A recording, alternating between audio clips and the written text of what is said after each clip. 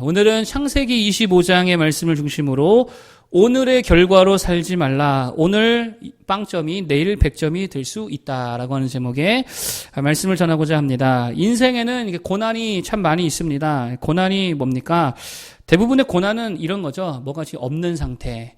뭐가 이렇게 결핍된 것 때문에 오는 고난, 비어 있는 거, 이런 것이 대부분 고난이라고 할 수 있습니다. 건강이 없는 거, 일종의 고난이지요. 돈이 없는 거, 일종의 고난이죠. 주변에 사람이 없는 거, 이것도 고난이죠. 삶에 의욕이 없고, 능력이 없고, 하다못해 알바짜리 하나 없더라. 뭡니까? 인생의 고난이라고 볼 수 있습니다. 목회자에게 목회할 성도가 없다. 이거 고난이지요. 문제는 인생 중에 이런, 뭔가가 비어있고 없는 상태가 되게 많이 있다라고 하는 것입니다. 그러므로 이렇게 뭔가가 없을 때에, 비어있을 때에, 그때 어떻게 하느냐, 그거에 따라서 그 인생이 명품의 인생이 되기도 하고, 반대로 진짜 허접한 인생이 될 수도 있다라고 하는 거예요. 뭔가 없을 때를 잘 살아낼 수 있는 우리 모두가 되기를 바랍니다. 그에 대해서는 좀 몇 가지 말씀드리기 원하는데, 첫 번째로, 없을 때에 무조건 채우려 하지 말라라고 하는 거예요. 없다고 무조건 다 채우려고 하면 안 되더라라고 하는 것입니다. 자, 본문에 보니까 이제 아브라함의 마지막 말년, 노년의 때를 기록하고 있습니다. 여러분 어떻게 생각할지 모르겠지만 제가 볼 때는요, 아브라함의 이 마지막 말년이 이렇게 부끄러운 말년인 것 같더라라고 하는 것입니다. 사라가 몇 세에 죽었죠? 127세 죽었잖아요. 사라랑 아브라함이 10살 차이입니다. 이때 그러면은 아브라함은 137세라는 말이고, 근데 오늘 성경에 보니까 아브라함이 몇 세에 죽었대요? 175세에 죽었으니까 사라가 죽고 나서 몇 년을 더 살았냐면 38년, 한 40년 정도를 더 살았다라고 하는 것입니다. 자, 그런데 사라가 죽고 난 이 40년 동안의 세월에 대한 아브라함의 이야기가 별로 기록된 게 있어요, 없어요? 없어요. 40년 동안의 아브라함의 스토리가 기록된 게 없습니다. 무슨 말입니까? 사라가 죽고 난 38년 동안 아브라함의 인생은요, 기록할 게 없는 인생이었다는 거예요. 여러분, 하나님은 우리의 인생을 보면서 무엇을 기록하실까요? 우리의 믿음의 역사를 기록하시겠죠. 믿음의 역사가 아닌 걸 기록할 일이 없잖아요. 그런데 기록할 게 없다, 기록되지 못했다라고 하는 말은 사라가 죽은 이후에 아브라함은 다시 별 볼 일 없는 일상으로 돌아갔다라고 하는 거예요.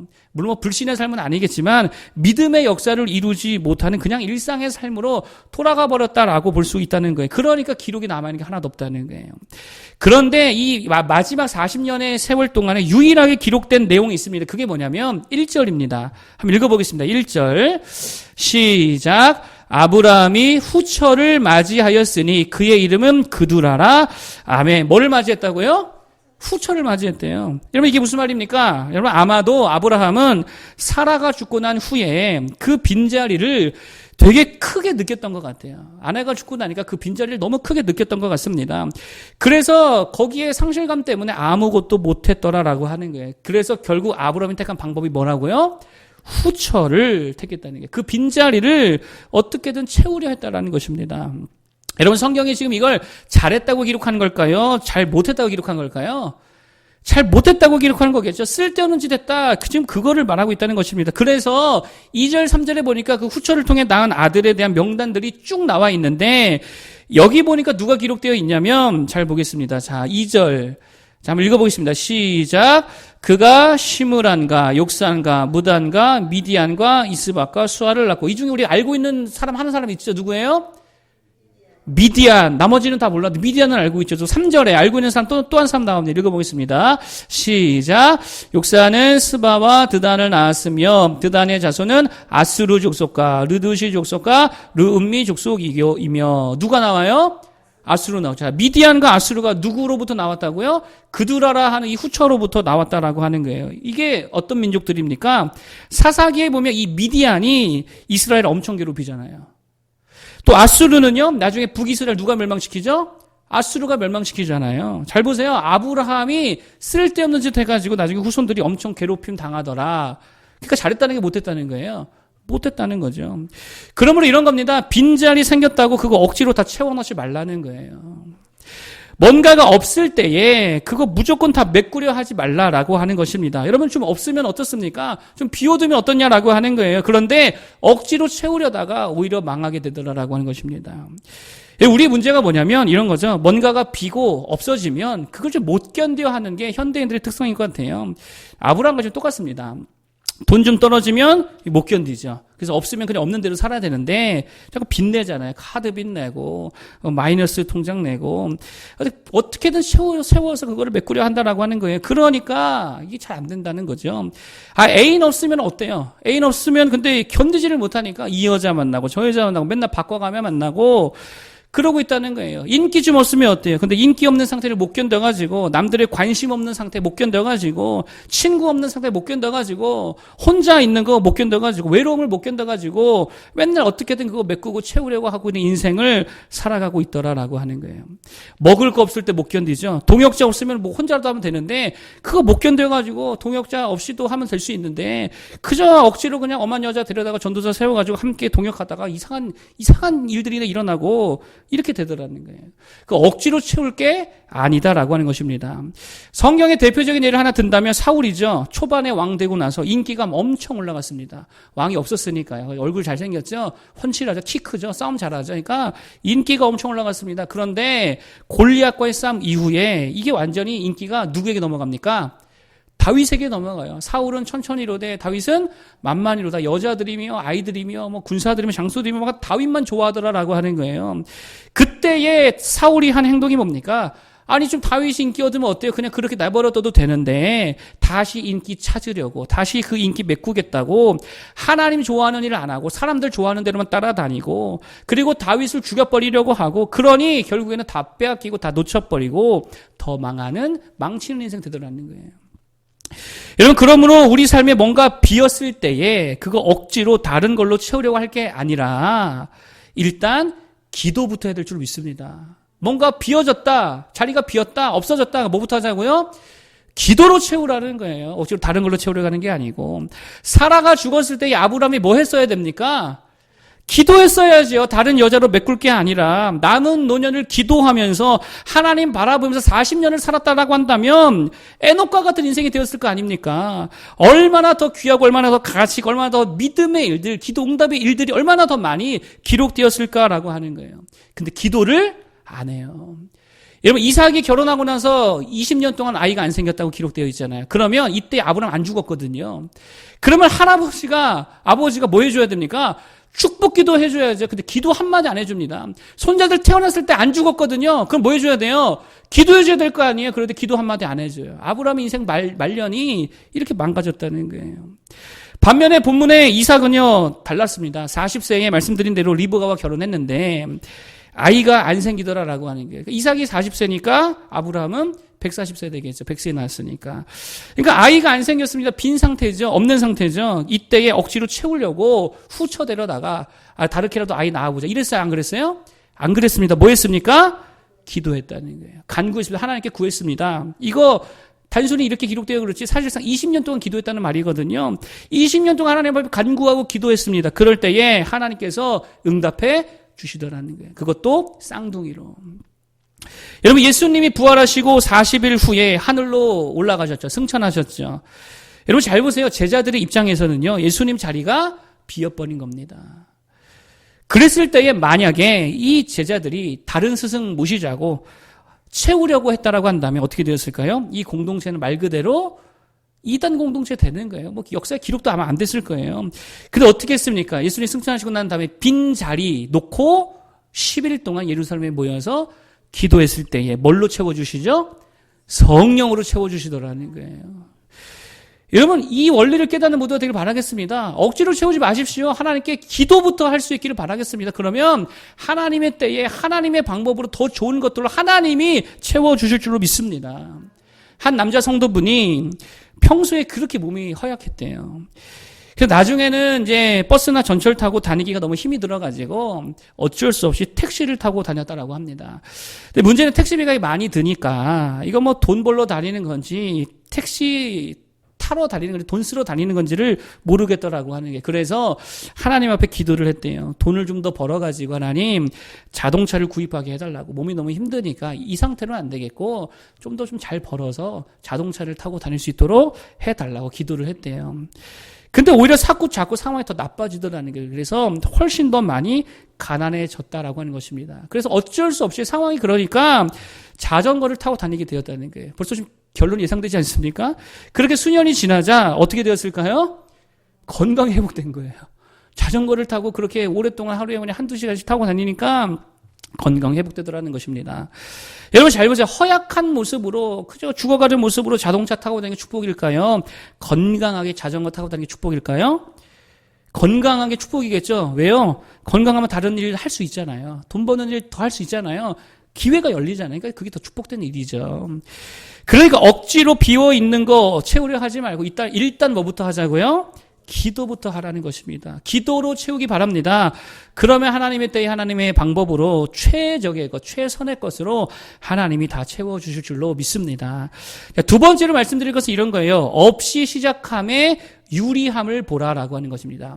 없이 시작한다고 불리한 게 아니라는 거예요. 없이 시작하는 게 오히려 유리할 수 있다라고 하는 것입니다. 자, 이제 야곱의 이야기를 좀 말씀드리기 원하는데요. 25장 중간 후반에 보면은 이삭이 쌍둥이를 낳습니다. 에서와 야곱을 낳지요. 에서가 첫째고 야곱이 둘째였습니다. 이게 무슨 말이냐면 태어날 때부터 에서는 가진 자로 태어난 거죠. 장자의 명분, 장자의 권리, 장자의 축복권 다 가지고 태어났습니다. 반대로 똑같은 날 태어났지만 야곱은요, 아무것도 갖지 못한 채로 태어났다라고 하는 것입니다. 그러면 에서가 훨씬 더 유리하게 살아갈 것 같지만 실제로 그래요, 안 그래요? 안 그렇다는 거예요. 없이 태어난 야곱이 훨씬 더 유리한 삶을 살아가더라라고 하는 거예요. 여러분 처음부터 다 갖고 태어났다는 건 앞으로 뭐만 남았다는 거예요? 다 갖고 태어났으니까 앞으로는 잃어버릴 일만 남았다는 얘기잖아요. 그러나 아무것도 없이 태어났다는 건 앞으로 얻을 것만 남았다라고 하는 것입니다. 그러니까 뭐가 유리한 거예요? 없이 시작하는 것이 유리하다는 거예요. 하나 예를 든다면 성경에 욥이라는 인물이 나옵니다. 욥기의 시작을 보면 욥이 어떤 사람으로 나오냐면 다 가진 상태로 나오죠. 그렇죠? 명성도, 부도, 가족도, 관계도, 거기에 의로움까지도 다 갖췄습니다. 그러니 욥기 읽어보면 계속 그 이후로는 어떤 일이 일어납니까? 이거 잃어버리는 이야기가 계속 나오잖아요. 다 잃어버리잖아요. 건강 잃어버리죠. 자녀들 잃어버리죠. 뭐 사랑, 뭐 아내 잃어버리죠. 게다가 욥이 가지고 있던 의로움마저도 잃어버려 안 잃어버려요?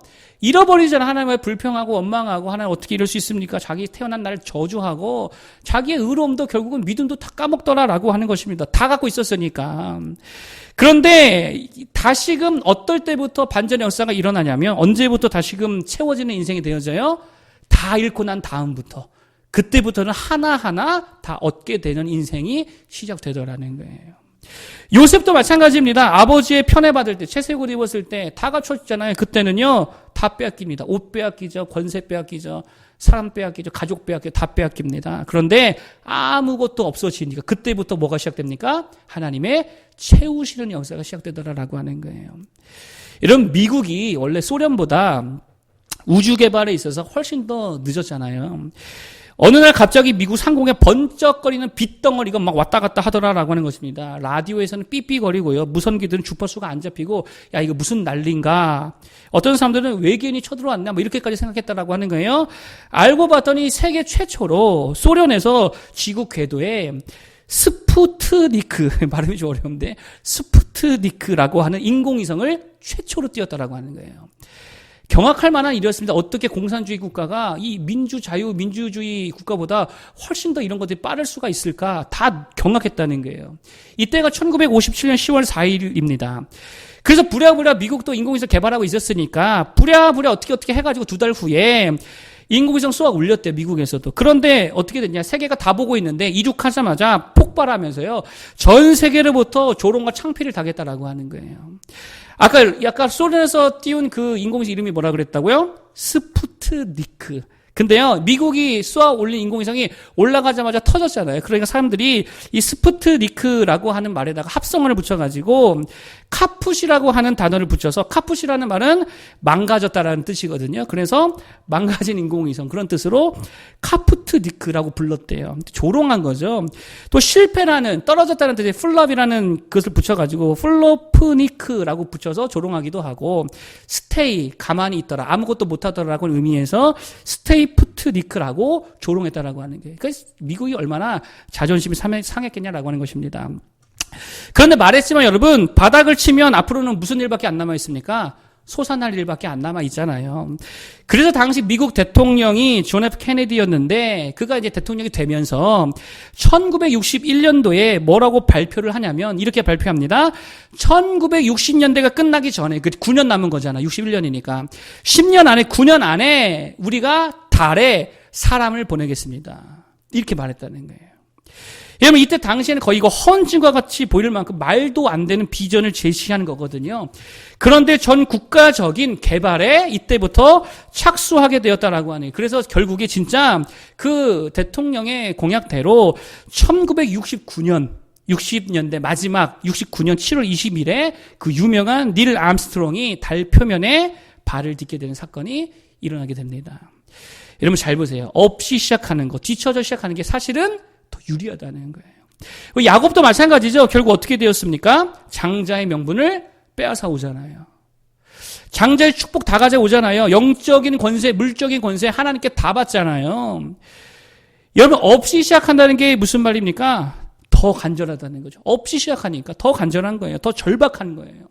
야곱을 보세요. 얼마나 장자의 축복에 하나님 축복에 목말라 하고 있냐라고 하는 게 얼마나 간절하냐라고 하는 거예요. 얼마나 절박하냐라고 하는 거예요. 그런데 반면 에서는요. 다 갖고 태어났으니까 원래부터 가지고 있으니까 어떻습니까? 절박함이 없어요. 이거 소중함을 몰라요.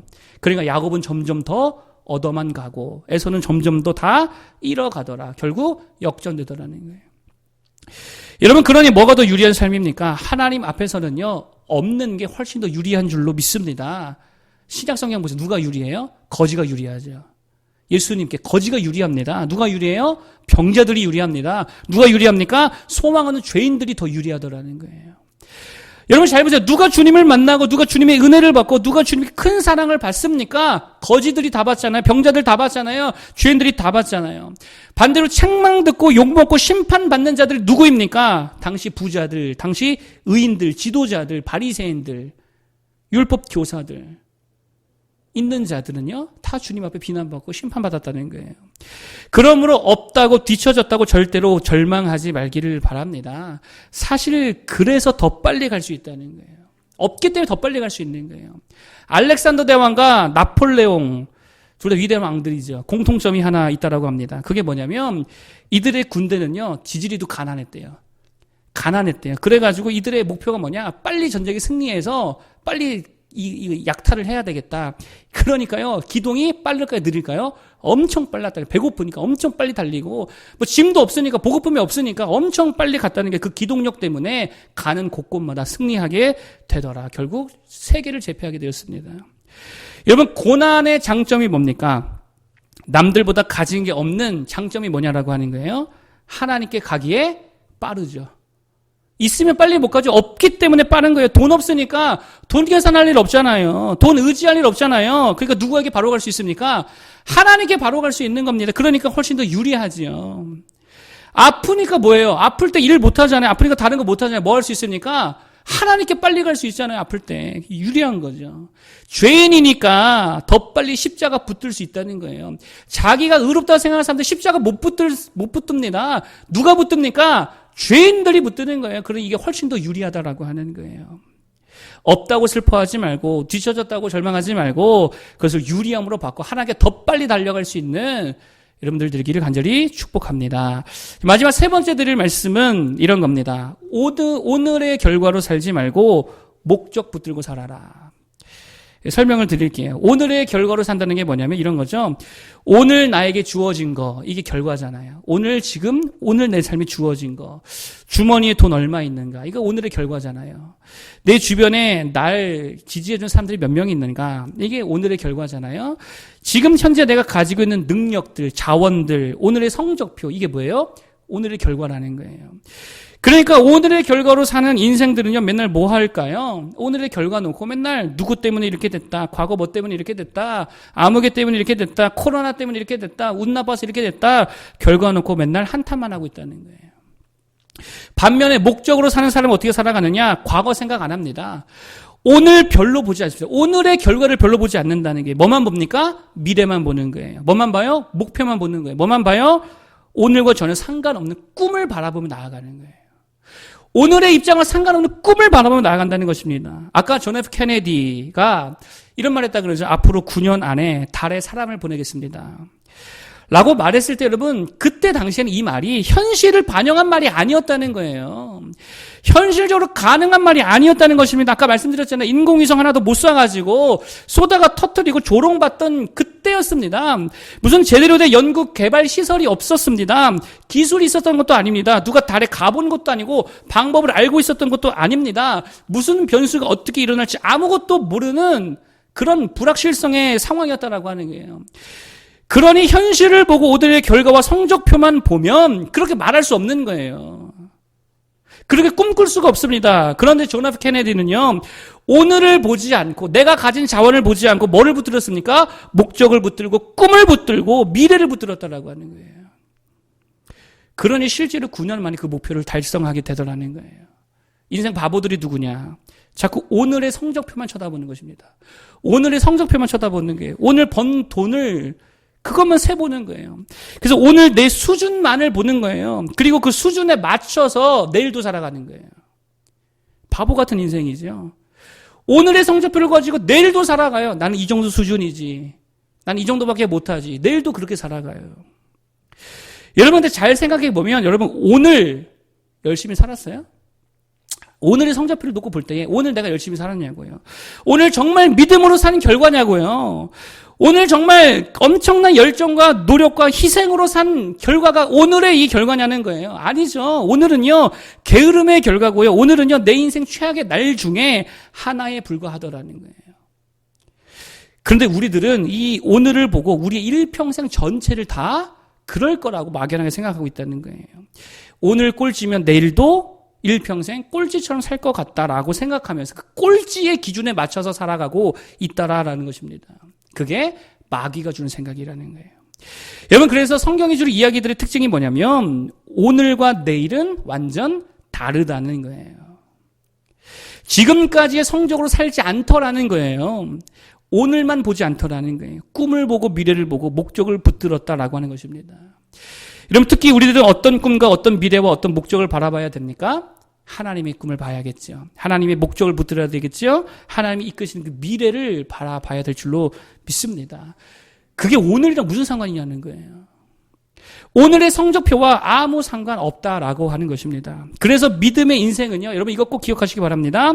선으로 사는 거 아니에요. 선이 뭐예요? 어제와 오늘과 내일이 쭉 연결되는 거예요. 이게 선의 인생이에요. 그러니 오늘 성적이 10점이면 잘해봐야 내일은 20점, 30점밖에 안 되는 인생밖에 안 되는 거죠. 이게 선으로 사는 인생입니다. 그런데 믿음의 인생은요, 선으로 사는 게 아니라 기억하세요. 점 찍는 인생이에요. 오늘 찍는 점 따로고요. 내일 찍는 점 따로입니다. 오늘 0점 찍어도 내일 100점 찍을 수 있는 인생이 믿음으로 사는 점의 인생이다라고 하는 것입니다. 그렇게 살아가야 되는 게 아무 인과관계가 없다라고 하는 게 어제와 오늘이. 아브라함 보세요. 선의 인생이 아닙니다. 점의 인생이에요. 믿음 좋은 날 뚝 찍었다가 어느 날 사라지고 나니까 믿음 뚝 떨어지고 이삭 제물로 바치라 때 믿음 올라갔다 내려갔다. 선의 인생이 아니라 점 찍는 인생이더라라고 하는 거예요. 야곱의 인생도 마찬가지지요. 점점 성장하는 곡선을 따라 성장하는 인생이 아니라 한순간에 약복강 가에서요. 주님 만나서요. 엄청 더 높은 차원에 점 빡 찍어버리더라는 거예요. 완만한 곡선의 삶이 아니라 매일매일 점 찍는 인생으로 살아가더라라고 하는 것입니다. 그래서 신앙은 훈련이다라고 하는 말이 있는데 절반은 맞고 절반 틀린 말이죠. 예수님의 제자들만 생각해 보십시오. 훈련받아서 쓰임받은 게 아니에요. 그냥 한순간에 성령 임하시니까 점 찍는 인생이에요. 한순간에 상위 클래스를 찍더라라고 하는 것입니다. 사도 바울이 점진적으로 변화된 거 아니죠. 그냥 하루아침에 예수님만에 회심하니까 변화된 거죠. 점이라는 것입니다. 다윗이 점점 실력 쌓아서 왕 된 거 아니죠. 그냥 하나님께서 가서 기름 부음을 하셨더니 기름 부음 받고 왕 되었다라고 하는 거예요. 그러므로 오늘 꼴찌라고 낙심할 필요도 없고 오늘 1등 했다고 교만해서도 안 될 줄로 믿습니다. 그냥 오늘은 오늘이고 내일은 내일인 거예요. 아예 오늘의 성적표 보지 않았으면 좋겠습니다. 성장 곡선 그릴 필요 없다는 거예요. 볼 필요 없다는 거예요. 그냥 누구만 보자고요? 예수님만 바라볼 수 있기를 바라겠습니다. 하나님만 바라볼 수 있기를 바라겠습니다. 그냥 하나님 나라 위에 오늘의 성적표 신경 쓰지 말고 헌신하고 기도하고 그렇게 쓰임 받는 거라는 거예요. 여러분, 그래서 새벽에 뭐라고 말씀드렸습니까? 진짜 자유는 어떠한 상황 속에서도 주님께 뭐 하는 거라고요? 헌신할 수 있는 거. 이게 자유라는 거예요. 오늘이라는 결과 보지 않는 거죠. 현재라는 상황, 조건 보지 않는 겁니다. 그저 목적을 붙들고 약속을 붙들고 미래를 향해, 꿈을 향해 일하시는 주님 바라보며 달려가야 될 줄로 믿습니다. 코로나 지나면서 많은 사람들이 이런 말을 합니다. 코로나 때문에 많은 어려움이 왔다. 잘 크고 있었는데, 잘 성장하고 있었는데, 점점 좋아지고 있었는데, 한순간에 코로나 때문에 무너지게 되었다. 뭐 그런 말을 많이 하더라고요. 여러분, 그런데 반대로 제가 한번 생각해 봤습니다. 반대로 생각하면 코로나 때문에 팍 꺼질 일도 있지만 그 반대의 경우 갑자기 팍 올라가는 일도 있을 수 있어요, 없어요? 있을 수 있다고요. 갑자기 경기가 확 살고, 갑자기 수입이 확 늘고, 갑자기 일이 확 잘 풀려버리고. 여러분, 하나님은요, 낮추시기도 하지만 뭐 하시기도 하시는 분입니까? 높이시기도 하는 분인 줄로 믿으시기 바랍니다. 그러니 오늘이라는 결과 보고 살지 말고 하나님 바라보며 그 하나님의 목적과 뜻과 그 꿈을 바라보면서 그 헌신의 삶을 걸어가는 모두가 되기를 바라겠습니다. 제발 성장 곡선 그리지 말고 하루하루를 믿음으로 점 찍는 인생으로 살아갈 수 있기를 바라겠습니다. 자, 오늘 세 가지를 말씀드렸습니다. 첫 번째, 빈자리 다 메꾸려 하지 말고 뭐부터 해라? 기도부터 하라 그랬죠. 그러면 하나님의 것으로 하나님의 때에 다 채워줄 줄로 믿습니다. 두 번째, 없이 시작한다고, 없다고 불리한 거 아닙니다. 오히려 더 유리한 것입니다. 하나님 앞에는요, 가난한 자가 유리하고 병든 자가 유리하고 없는 자, 죄인들이 훨씬 더 유리했습니다. 그렇게 하나님께 더 빨리 갈 수 있는 유리함을 가지고 살아갈 수 있는 우리 모두가 되길 바라겠고, 마지막 세 번째, 오늘의 결과 바라보며 살지 말고, 오늘의 성적표 붙들지 말고 하나님 바라보며 목적 붙들고 꿈 붙들고 미래를 향해 달려갈 수 있길 바라겠습니다. 곡선 그리지 말라 그랬죠? 점 찍는 인생. 오늘과 내일 다릅니다. 오늘 빵점이어도 내일 몇 점 맞을 수 있어요? 100점 맞을 수 있는 거예요. 그렇게 믿음으로서 날마다 100점 찍는 인생들 되기를 간절히 축복합니다. 찬양 하나 부르고 각자 기도하겠습니다. 428장